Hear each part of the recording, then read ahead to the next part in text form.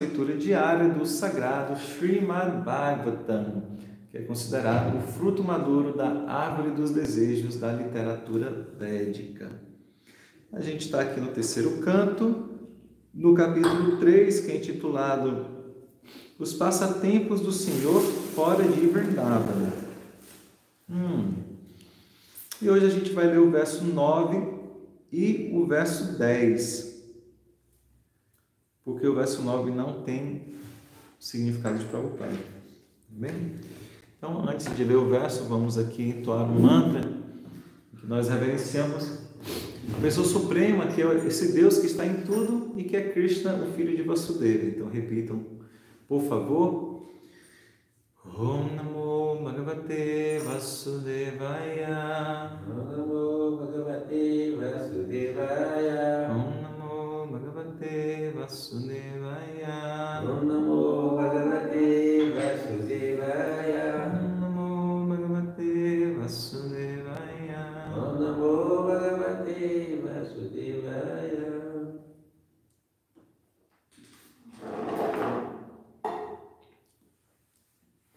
Lendo aqui o verso em sânscrito. Tasvapatyanya janayad atmatulyani sarvata ekaikasyam dasha dasha prakirtir vibhubhushaya. Tradução: apenas para se expandir de acordo com suas características transcendentais, o Senhor gerou em cada uma delas, falou no verso anterior sobre as esposas, 10 filhos com exatamente as mesmas qualidades que ele. Legal. E verso 10. Kalamagadha shalvarim anikairundhata puram adhighanat swayam divyam swapunsam teja adishat.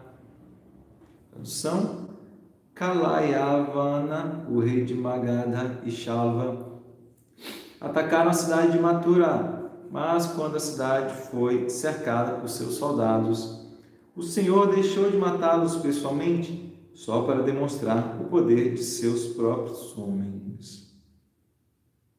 Vamos ver aqui o significado dado. Nosso querido mestre, sua divina graça, Srila Prabhupada. Após a morte de Kansa, quando Mathura foi cercada pelos soldados de Kalayavana, Jarasandha e Shalva, o Senhor aparentemente fugiu da cidade. E por isso ele é conhecido como Ranchor, ou aquele que fugiu da luta. Na realidade, o fato foi que o Senhor quis matá-los por intermédio de seus próprios homens, devotos como Mutyukunda e Bhima. Kalayavana e o rei de Magadha foram mortos por Mutyukunda e Bhima, respectivamente, os quais atuaram como agentes do Senhor. Por esses atos, o Senhor quis demonstrar o poder de seus devotos, como se ele pessoalmente fosse incapaz de lutar, mas seus devotos pudessem matá-los. A relação do Senhor com seus devotos é uma relação muito feliz. Na verdade, o Senhor desceu a pedido de Brahma a fim de matar todas as pessoas indesejáveis do mundo. Porém, para dividir o quinhão da glória, ele às vezes ocupava seus devotos para que estes recebessem um mérito. A batalha de Kurukshetra foi planejada pelo próprio Senhor, mas só para dar prestígio ao seu devoto Arjuna, Nimitta Matram Bhava Savyasatim, ele representou o papel de quadrigário, ao passo que Arjuna teve a oportunidade de atuar como guerreiro e tornar-se assim o herói da batalha de Kurukshetra. O que ele próprio quer fazer através de seus planos transcendentais, ele o faz através de seus devotos íntimos.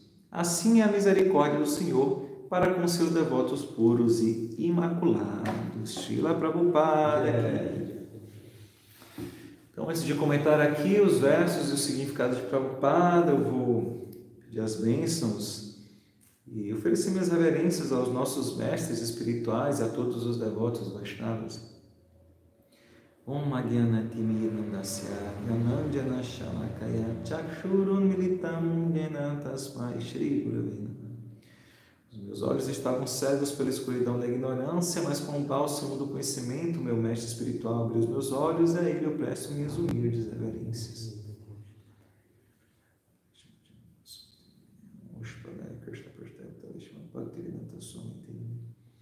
Vanchakala Patarovistya, Kirpa Sindhu Vyavacha, Patitanam Pavanebhyo Vaishnavebhyo Yamo. Eu ofereço repetidas vezes minhas reverências a todos os Vaishnavas que são como árvores dos desejos, são oceanos de misericórdia e os salvadores das almas caídas. O Kamkaroti Vanchalam Pambumangate Grimya Kirpatam Havadeshti Guru Dinatarana. Ofereço minhas reverências a meu mestre espiritual, pois pela sua misericórdia um mudo pode falar e um coxo pode cruzar montanhas. Relendo os versos, verso 9, apenas para se expandir de acordo com suas características transcendentais, o Senhor gerou em cada uma delas 10 filhos com exatamente as mesmas qualidades que ele. Verso 10, Kalayavana, o rei de Magadha e Shalva, atacaram a cidade de Mathura, mas quando a cidade foi cercada por seus soldados, o Senhor deixou de matá-los pessoalmente, só para demonstrar o poder de seus próprios homens. Hare Krishna.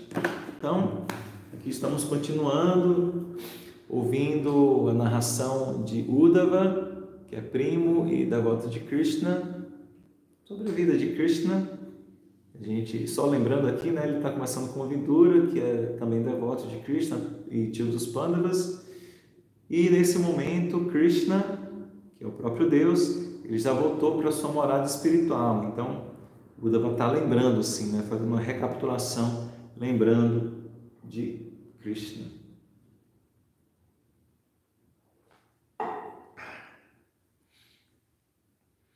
Então, no verso anterior, a gente falou como Krishna ele teve 16.108 esposas, e, relembrando, ele teve essas 16.108 esposas, não por desejo dele, luxurioso, claro que não, Krishna é transcendental, mas para dar prazer a essas esposas que desejavam casar com ele e estavam desprotegidas, né? Algumas tinham sido raptadas ou iriam casar com alguém que elas não queriam, Krishna as salvou. E a gente também viu no verso anterior como ele tinha uma relação muito particular com cada uma delas, né? Ele conseguiu se expandir, porque ele é Deus, em 16.108 Krishnas, e com cada uma ele tinha uma relação totalmente pessoal e individual. Isso é muito legal, que é para a gente lembrar, né? Demonstra que a nossa alma tem uma individualidade. Então, não é que a nossa alma tem individualidade só enquanto está no corpo e depois ela vira só uma gota no oceano e se perde. Não, ela sempre tem individualidade. Então mostra que Krishna tem uma relação individual com cada uma das almas, né? Se no final de tudo cada alma fosse só, sei lá, algo que se perdesse assim numa energia, não teria como Krishna ter essa relação particular com cada um de nós. E aqui no verso 9 está falando, né, então que ele teve 16.108 vezes 10, 161.080, é isso? Vocês que são bons de matemática, filhos. E fala que eles tinham justamente as mesmas características que ele, eles tinham as mesmas qualidades que ele. Então a gente sabe, né, que Pradyumna, Aniruddha, né, que são filho e neto de Krishna, eles eram até muito semelhantes fisicamente com Krishna, muito belos.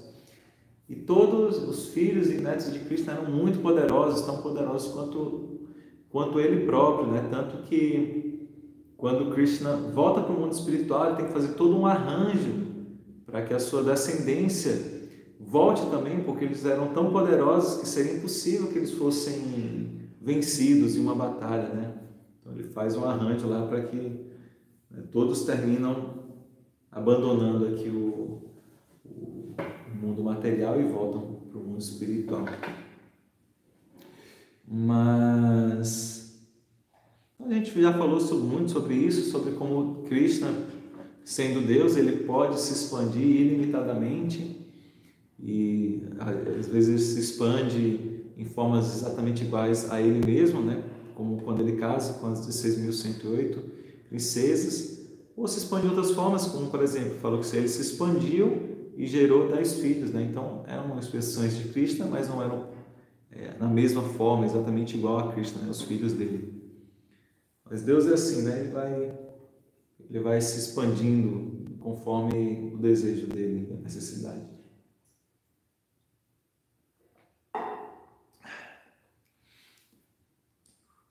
E aqui agora no verso 10 ele está lembrando de quando Krishna saiu de Mathura e é quando ele vai para Dwarka, ele estabelece o seu reino ali no meio do mar, né? Algo do tipo assim. E a história de Krishna é que ele, só para a gente entender um pouco mais, ele nasceu em Mathura, mas ele foi escondido ainda quando bebê em Gokula, em Vrindavana, porque o rei Kamsa, que era irmão da mãe de Krishna, detalhe, né? Quando Deus vem, ele aceita aparentemente uma mãe, né? Claro que ele escolhe uma alma muito pura, uma devota que tinha desejo, né? Queria Deus nos dá tanto, né? Eu queria que Deus viesse como meu filho para que eu possa reciprocar tudo que ele me dá e para que eu possa dar tudo para ele, né? Então, ele aparentemente vem como assim, filho, obviamente ele é Deus, mas tinha então a previsão de que o 8º filho de Devaki, que era a mãe de Krishna, iria matar Kamsa, que era um rei muito tirano, assim, né? Muito queria dominar o mundo inteiro.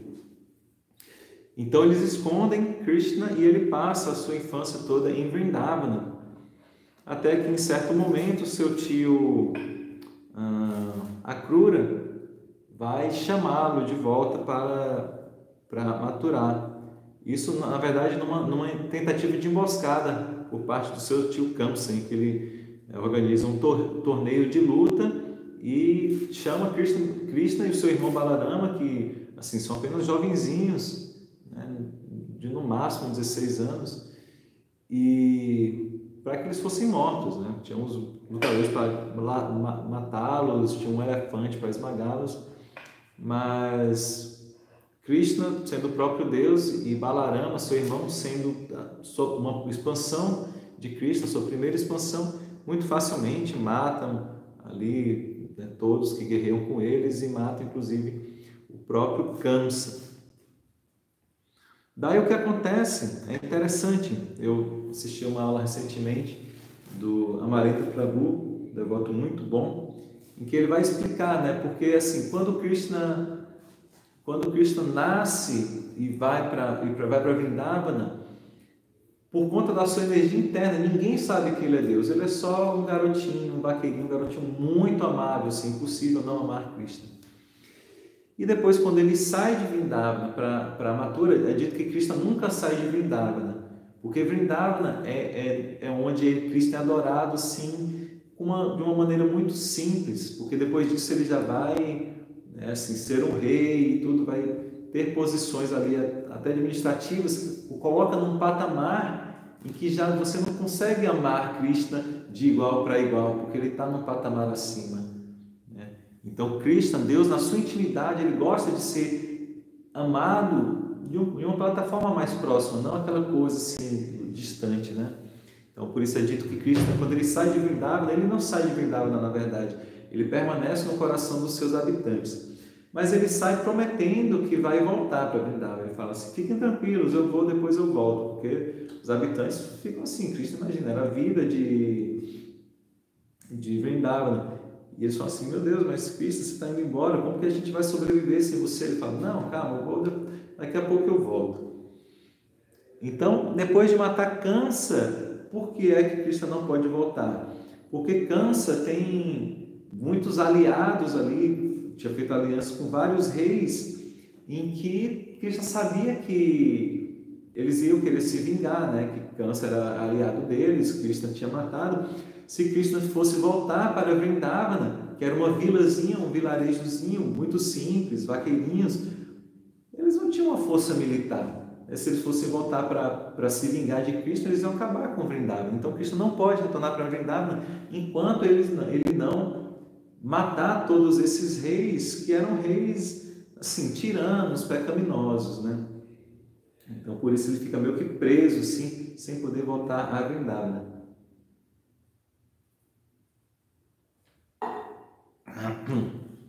Então várias vezes Mathura é invadida, eles lutam, e é invadida, eles lutam, é invadida, eles lutam, assim, fica assim uma coisa incansável, né? Krishna fica assim, meu Deus do céu, eu não lembro quantas vezes, né, se alguém aí lembrar quantas vezes tem essas lutas lá, essas guerras em Vrindavan, vocês colocam, por favor, até que chega um momento que a gente fala assim, olha, sabe uma coisa, cansei disso aqui, vou-me embora, não para Passaga, vou-me embora para Dwaraka. Então ele estabelece o seu reino, se não me engano, no meio do mar, né? Hoje em dia Dwaraka está totalmente assim,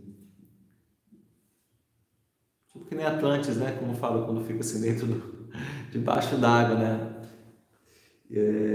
Mas eu acho que era à beira do mar, ou algo do tipo assim. Aparentemente para fugir, né? Como fala, Krishna também é conhecido como Krishna Rancho, né? Que fugiu da luta. Mas é dito que primeiro que não é que ele fugiu da luta, porque primeiro que estava chato pra caramba, toda hora tem que ficar lutando, e não acabava. Mas aqui Prabhupada, não só Prabhupada, ele explica mais, né, no seu significado, mas o próprio Uddhava, que é quem está narrando, fala, né, que na verdade Krishna fez isso para mostrar o poder dos seus homens. Então, vamos relembrar aqui, né?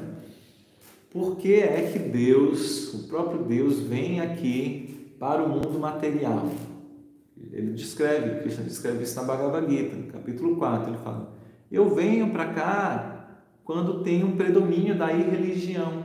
Então eu venho para restabelecer a religião, não a religião, né, com algo dividido, tem uma religião e outra, não, os princípios religiosos, Dharma, né?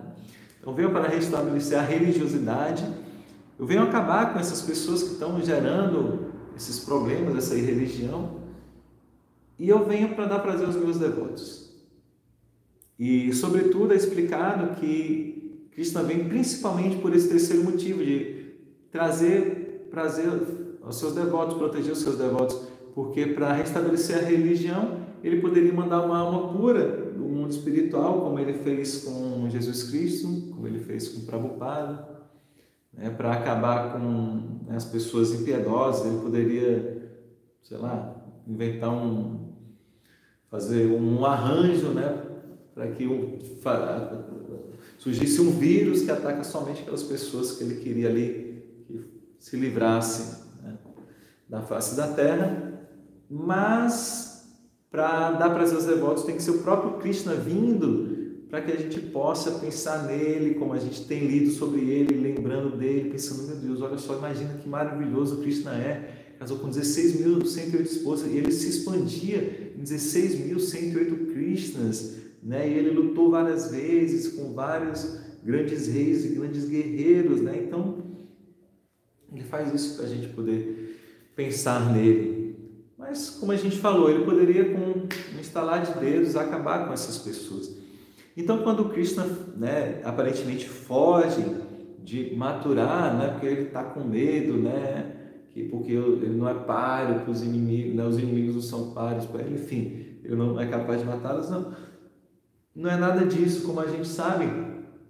Na Bhagavad Gita, o que é Bhagavad Gita? É um diálogo que Krishna tem com Arjuna, que é seu devoto, seu primo e o maior guerreiro da época, antes de uma batalha. E Arjuna está hesitante em lutar nessa batalha, porque ele vê que no exército oposto tem algumas pessoas que são queridas a ele, embora elas estejam do lado de pessoas que são, assim, tiranos, que matam, que roubam, que abusam de mulheres. Então era dever dele como guerreiro não deixar que aquele, né, obviamente que o poder ficasse na mão do grupo oposto, independente de qualquer coisa, mas ele fica ali relutante em lutar, e por isso Krishna precisa falar Bhagavad Gita. E aí no 11º capítulo da Bhagavad Gita, Krishna mostra a sua forma universal, ele mostra assim com todas as maneiras possíveis que ele é o próprio Deus. Ele mostra todo o universo, ele assume essa forma universal que é todo o universo material, passado, presente e futuro em um só lugar. Imagina, é inconcebível. Ele dá olhos, né, olhos divinos para que Arjuna consiga ver essa forma universal. Então Arjuna vê, fica maravilhado assim, uau, o que é isso? E ele começa a ver todos os seres, ele vê tudo, né? Mas ele começa a ver os guerreiros entrando numa boca gigantesca dessa forma universal. E ele fala assim, o que está acontecendo? O que é isso? E Krishna fala que essa forma é o próprio fator tempo. Porque o tempo é assim, né? O tempo vai acabar com todos nós. A própria natureza material vai acabar depois de determinado tempo, né? O próprio sol vai explodir, imagina. Com o tempo tudo acaba, então o tempo tudo devora. E Krishna fala assim, olha, você está vendo que pelo meu desejo, todos esses guerreiros aqui já estão mortos. Então cabe a você decidir ser ou não um instrumento nas minhas mãos. Krishna está falando, a guerra vai acontecer, e essas pessoas que você está assim, mas eu vou matar pessoas que são queridas. Krishna já no começo já fala assim, você não vai matá-las, né? Você vai estar liberando o corpo delas, porque eles não são esse corpo, eles são a alma, não tem como você matar a alma. E segundo, eles já vão morrer de um jeito ou de outro. Bem, primeiro que todo o corpo vai morrer, isso a gente sabe, todo o corpo material morre. E segundo que eles vão morrer nessa batalha, porque é o meu desejo que eles morram. Se você quiser ser um instrumento, bom vai ser para você, né? Você vai ter as glórias de ser o grande guerreiro na batalha de Kurukshetra. Se não quiser, não tem problema, mas eles vão morrer de um jeito ou de outro, porque é meu desejo, é o desejo de Deus. Não tem como alguém impedir que o desejo de Deus seja satisfeito. Então, mas o que Krishna é? Ele, como sendo Deus, a palavra Bhagavad Gita é a canção, Gita, porque o sânscrito é assim, né? Ela é cantado, como a gente vê, de Bhagavan. Bhagavan é uma palavra que se refere a Deus, porque quer dizer assim, aquele que tem Van, né? Aquele que possui Bhaga, que tem as opulências. Então, é dito que as principais são, vamos ver se eu lembro, são 6, se não me engano. Ele é o mais belo, ele é o mais forte, ele é o mais inteligente, ele é o mais famoso, ele é o mais... Esqueci, são 5 ou são 6 agora? São 6, né? Vamos lá, me lembre aí qual é. Mas ele é o mais renunciado também. Então, Krishna ele não quer assim, eu quero ficar famoso. Ele poderia ser ele, o grande guerreiro da batalha de Kurukshetra, né? Imagina, o próprio Deus, né? É o que todos esperariam. Mas não, ele é renunciado, ele não precisa assim, Krishna é o grande guerreiro. Não. Pelo contrário, quando Arjuna vai pedir a Krishna que fique do lado deles na batalha, no mesmo momento também Duryodhana, que é o primo, né, malvado, assim, vamos dizer, de Arjuna, pede também para que Krishna fique do lado deles. Krishna fala assim, olha, eu mesmo não vou lutar na batalha, tá? Então, vocês escolham, eu vou ficar do lado de um de vocês, mas eu não vou lutar, eu vou só conduzir a carruagem. E o outro de vocês pode ter todos os meus homens, todo o meu exército, todos os cavalos, todos os elefantes, tudo, né, que eu tenho. E Arjuna, como é devoto, fala assim, não, eu não quero o que você tem, Krishna, eu quero você do meu lado. Não importa se você vai lutar ou não. Isso é muito legal, né? E já Duryodhana falou assim, não, pois está ótimo, né? Tudo que eu queria era justamente a sua força militar. Isso é legal, né? Porque mostra a visão do devoto.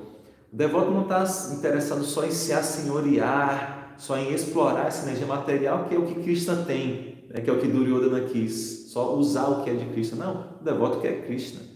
É o que o Arjuna mostrou. E assim foi, então, Krishna, ele não quer, ele quer que o devoto seja glorificado. E assim, né? Então, o grande guerreiro, né, da Batalha de Kurukshetra é Arjuna, né? Do Mahabharata é Yudhishthira. E Krishna ele fica ali, né? Só ajudando, né? Ele sai do foco, porque Krishna gosta assim de fazer com que os seus devotos sejam louvados, sejam glorificados. Krishna ama mais os seus devotos do que os devotos amam Krishna. Na verdade é uma competição transcendental, né? Quanto mais os devotos amam Krishna, mais Krishna ama os seus devotos, e mais Krishna quer servir os seus devotos, e mais os seus devotos querem servir Krishna. Então é assim. Então quando Krishna, como a gente falou, aparentemente foge de Mathura, não era para isso, não era fugindo, era para que ele permitisse, como fala aqui, que os seus próprios homens matassem, para mostrar que não é só que só Krishna é capaz, não.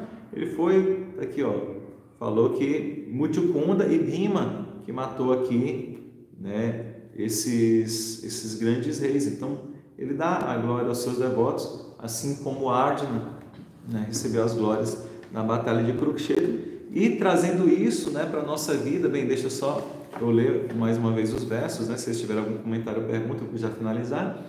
Apenas para se expandir de acordo com suas características transcendentais, o Senhor gerou em cada uma delas, suas esposas, 10 filhos com exatamente as mesmas qualidades que ele.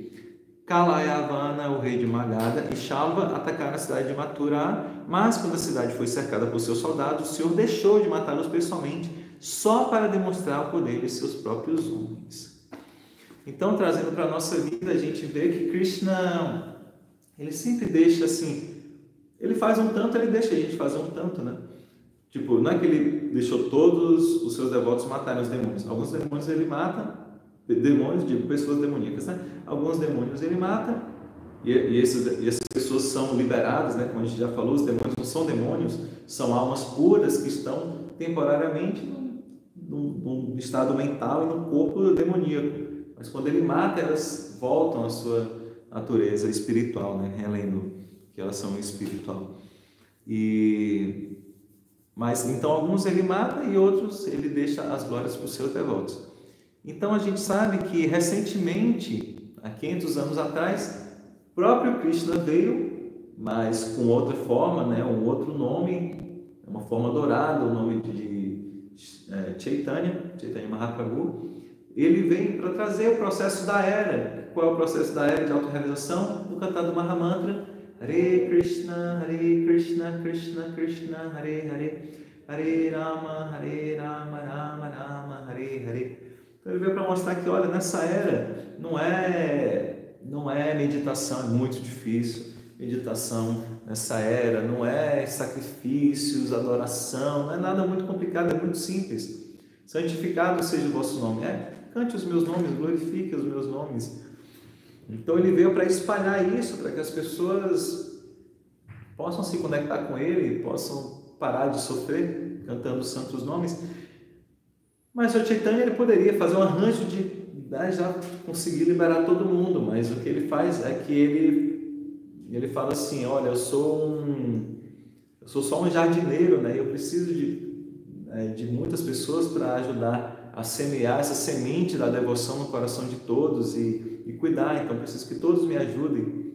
E ele fala, vai vir ainda o meu general dos santos nomes, em que vai levar os santos nomes para todas as vilas e aldeias, que foi o que Prabhupada fez na década de 60, quando ele trouxe para o mundo inteiro, fez o mundo inteiro conhecer o Mahamantra Hare Krishna.